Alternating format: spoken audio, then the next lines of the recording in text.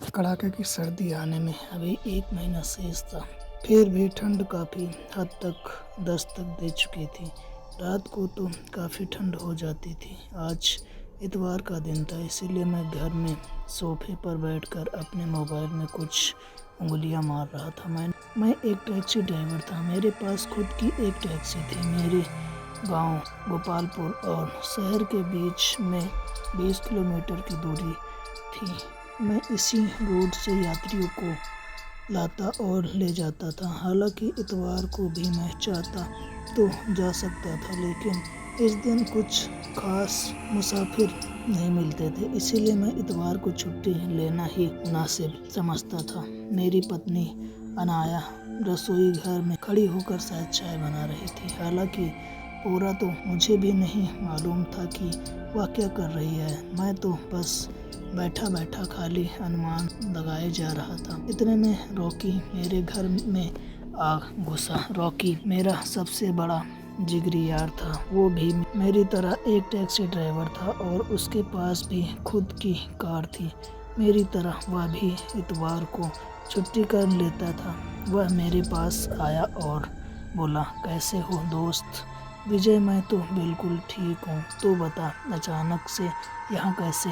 अरे कुछ नहीं यार, बस घर पर बैठा अकेला बोर हो रहा था, इसीलिए सोचा चलकर भाभी के हाथ की चाय पी लेता हूँ। रॉकी के परिवार में और कोई भी नहीं था। मैंने यूं ही मजाक में उससे कहा, मुझे लगता है रॉकी, तुझे भी शादी कर लेनी चाहिए। रॉकी ने मेरी इस बात का कोई जवाब नहीं दिया और मुस्कुराते हुए मेरी पत्नी अनाया की ओर देखने लगा, जो एक प्लेट में चाय के 2 कप रखकर हमारी ओर बढ़ रही थी। रॉकी को आए हुए अभी सिर्फ 2 मिनट ही हुए थे। अनाया, इतनी जल्दी चाय कैसे बना ली? मैंने तो चाय बनाने के लिए कहा भी नहीं था। जैसे अनाया को पहले ही मालूम था कि रॉकी आने वाला है। इसी तरह के विचार मेरे मन में चलने लगे, लेकिन मैंने इस पर कोई ध्यान नहीं दिया। मेरी पत्नी ने कांच के टेबल पर हम दोनों दोस्त के बीच चाय की प्लेट रख दी। तभी रॉकी बोला, नमस्ते भाभी, न जाने कब से आपके हाथों की चाय पीने का मन कर रहा था। लव यू भाभी। मैं यह सुनकर शक भरी निगाहों से रॉकी की ओर देखने लगा। तभी वह फिर बोला, लव यू यार, बहुत अच्छी चाय है। यह सुनकर मैंने थोड़ी ठंडक महसूस की।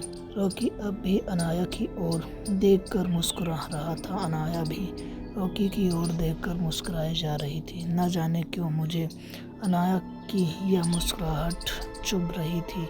हम दोनों ने चाय पीकर कुछ देर बातें करते रहे। इस तरह इतवार का दिन बीत गया। सोमवार से फिर से मेरा वही टैक्सी ड्राइवर का धंधा चालू हो गया। इसी तरह दिन बीता। एक दिन मेरी पत्नी ने मुझसे कहा, उसकी माँ की तबीयत खराब है, इसीलिए उसे आज ही अपनी माँ के पास जाना होगा। लेकिन मैंने इस बात को अनदेखा कर दिया और रियान को फ़ोन करना भी ठीक नहीं समझा। मैं फिर शाम को अपनी पत्नी को शहर में छोड़ने के लिए जाने लगा। आते वक्त मुझे रात हो गई थी। शहर जाने का एक ही रास्ता था, जिसे लोग खंजरी घाट कहते थे, क्योंकि इस घाटी के पास सड़क का एक पूरा उबड़ खाबड़ यू टर्न आता था, जहाँ चारों ओर नुकीले एक खंजर के जैसे तीखे पत्थर लगे थे।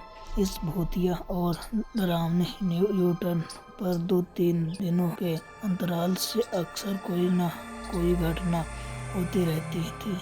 अगर कोई अनजान व्यक्ति इस सड़क पर आ जाए तो समझो उसकी तो मौत पक्की, क्योंकि यू टर्न दूर से बिल्कुल भी नज़र नहीं आता था और अगर किसी ने यू टर्न नहीं लिया तो वो नीचे घाट के घने जंगलों में गिर जाता था और हमेशा के लिए अपनी आंखें बंद कर लेता था। लेकिन यहाँ से गुजरना तो मेरा रोज का ही धंधा था। मैं इस रास्ते की हर एक कड़ी से परिचित था, लेकिन फिर भी मुझे इस घाट के पास से गुजरते वक्त बहुत डर लग रहा था। मैं धीरे धीरे अपनी कार को चलाते हुए खंजर घाट की ओर बढ़ता चला जा रहा था। रात काफ़ी हो चुकी थी। चारों ओर सिर्फ अंधेरा नजर आ रहा था। एक जानलेवा सन्नाटा हर ओर पसरा हुआ था। कार की दोनों हेडलाइट चालू थी, फिर भी सड़क पर अंधेरा नजर आ रहा था। मुझे एक अजीब सी बेचैनी महसूस हो रही थी। अचानक से मुझे सामने सड़क पर एक सफेद सी आकृति नजर आई।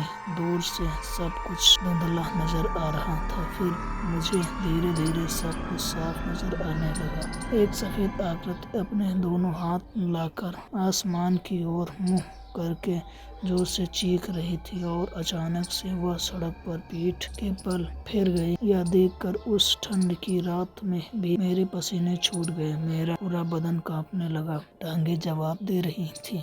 मैंने गाड़ी का ब्रेक लगाना चाहा, लेकिन पैर इतने कांप रहे थे कि गलती से रेस पर पैर रख दिया। मेरी कार 80 की स्पीड पर पहुंच गई। मैं यह देखकर डर गया। मेरी कार सड़क पर पड़े उस साए से बिल्कुल पास चली गई। मैंने खुद पर काबू किया और जोर से कार का ब्रेक लगा दिया। कार के ब्रेक इतने जोर से लगी कि कार उसी जगह जम गई। मेरा सिर स्टीयरिंग व्हील से जा टकराया और फट गया। मैं उस सुनसान रात में बस बेहोश होकर रह गया। कम से कम मुझे 2 घंटे बाद होश आया। मेरा शरीर अभी भी कांप रहा था। मैं लड़खड़ाते हुए अपने कार से बाहर निकला। सामने सड़क की ओर नजर दौड़ा दी, लेकिन वहां कोई नहीं था। मैंने दूसरी ओर नजर दौड़ाई, लेकिन कहीं पर कोई भी नजर नहीं आया। पूरे खंजरी घाट के आसपास कोई नजर नहीं आ रहा था। मैंने डरते हुए कार स्टार्ट की और यू टर्न लेते हुए हॉस्पिटल की ओर चला गया। मैंने अपनी पत्नी को भी इस दुर्घटना के बारे में बताया, लेकिन उसने सिर्फ इतना ही कहा, अपना ध्यान रखो। उसने मुझसे ढंग से बात भी नहीं की। जहाँ तक कि उसने मुझसे यह भी नहीं पूछा था कि मुझे कितनी चोट आई है। लेकिन मैंने सोचा कि उसकी माँ कुछ ज़्यादा ही बीमार होगी और शायद वह उसी चिंता में डूबी हुई हो। यह सोचते हुए मैंने इस बात को अनदेखा कर दिया। रात के 12 बजे मैं अपने कमरे में अपने बिस्तर पर मजे से लेटा पड़ा था। तभी मुझे दरवाजे के पास किसी के होने की आवाज़ आई। मैं थोड़ा सा डर गया। मैंने कमरे की लाइट चालू की, लेकिन वहाँ कोई नहीं था। मैं कँपकँपाते हुए शरीर के साथ खड़ा हुआ और दरवाजे के पास चला गया। मैंने डरते हुए दरवाज़ा खोला, लेकिन बाहर कोई नहीं था। अगर था तो सिर्फ एक काला अंधेरा और एक जानलेवा सन्नाटा जो किसी को भी डरा सकता था। दरवाज़ा बंद करके मैं फिर से अपने बिस्तर पर आकर लेट गया। इसी तरह 2 दिन गुजरे। मेरी पत्नी मुझे ले जाने के लिए कह रही थी। वह 2-3 दिनों से मुझे कभी कॉल करती तो कभी मैसेज करती थी कि आई मिस यू। रात के 10 बजे होंगे। मैं अपने कमरे में अपने चेयर पर बैठा आग की गर्माहट महसूस कर रहा था। कल सुबह मुझे अपनी पत्नी को वापस लेकर आना है, यह सोचकर मैं काफ़ी खुश था। अचानक से किसी ने दरवाज़ा खटखटाया। मैं एक तरह से डर गया था। बदन में एक अजीब सी सिरहन दौड़ने लगी। मैं लड़खड़ाते हुए कदमों से दरवाजे की ओर बढ़ने लगा। मुझे समझ में नहीं आ रहा था कि मैं क्या करूं, दरवाज़ा खोलूं या ना खोलूं। तभी फिर से किसी ने दरवाज़ा खटखटाया। मैं डरते हुए धीरे धीरे दरवाज़ा खोला और मैं दंग रह गया। मेरा दोस्त दरवाजे के पास खड़ा था। वो बुरी तरह डरा हुआ था। उसका बदन थर-थर कांप रहा था, जैसे कि कोई भूत देख लिया हो। उसने अपने दोनों हाथ जोड़े और रोते बिलबिलाते हुए बहुत ही दुख भरी आवाज़ में बोला, मुझे बचा लो दोस्त, मैं मरना नहीं चाहता। वो दानव मुझे मार देगा। मैं उसकी बातें सुनकर डर गया। उसे अपने कमरे में लेकर गया और कुर्सी पर बिठाया और पूछा, अरे क्या हुआ, कौन मार देगा तुझे? रॉकी लड़खड़ाती आवाज़ में डरते हुए बोला, वो दानव, खंजरी घाट वाला दानव, वो मेरे पीछे पड़ा है। उसके मुँह से खंजरी घाट का नाम सुनकर मैं भी थोड़ा सा डर गया। दोस्तों, इसका अगला पार्ट जल्दी आएगा और जिन लोगों ने चैनल को सब्सक्राइब नहीं किया तो जल्दी से कर देना।